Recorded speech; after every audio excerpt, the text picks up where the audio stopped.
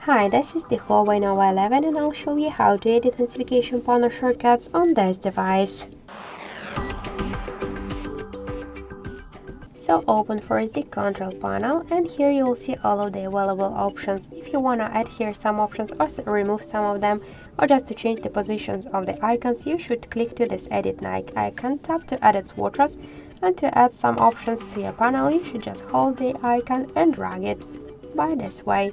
To remove some of them from the panel, by the same way, hold the icon and drag it to the down. And to change the positions of the icons, you should just hold the icon and drag it. To reset all of the changes, click to reset and confirm your action. But if you want to just save the changes, for example, like this one, tap to done and that's it. So thank you for watching, and if you like this video helpful, leave thumbs up and subscribe.